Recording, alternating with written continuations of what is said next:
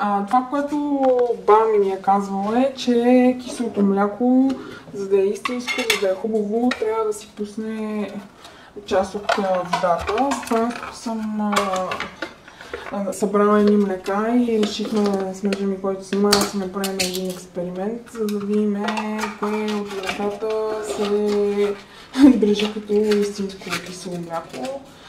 Сега им махам на тези млека в пачките, за да може сега след малко да мина с една лъжица да загреба от тях и да сложа върху лъжицата.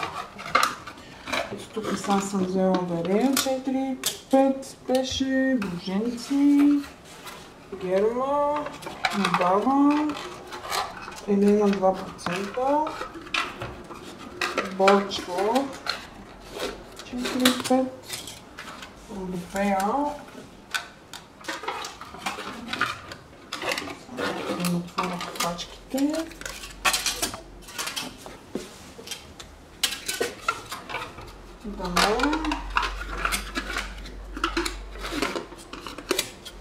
И накрая едно серко кисело мляко.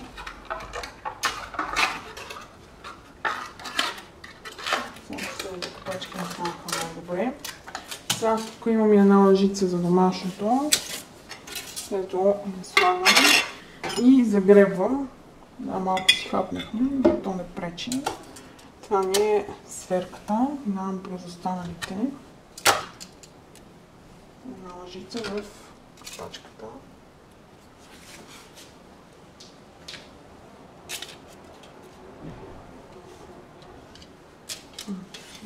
Тук.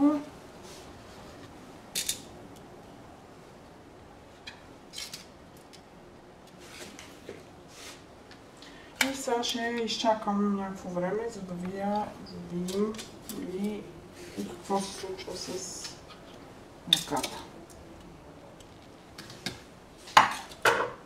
Сега след 10 на 15 минути виждаме какво се случва и го домашното. Баба ми е абсолютно права. Това си истинското, дето си е пуснал водичка. Сега гледам и останалите. Ето тук и вероятно се вижда, че има вода и в самата кофичка.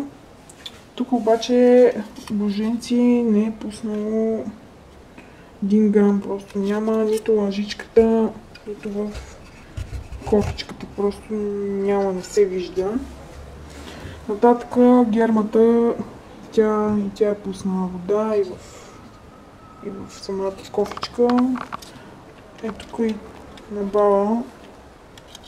Тя е пуснала. Тук също в кофичката се вижда.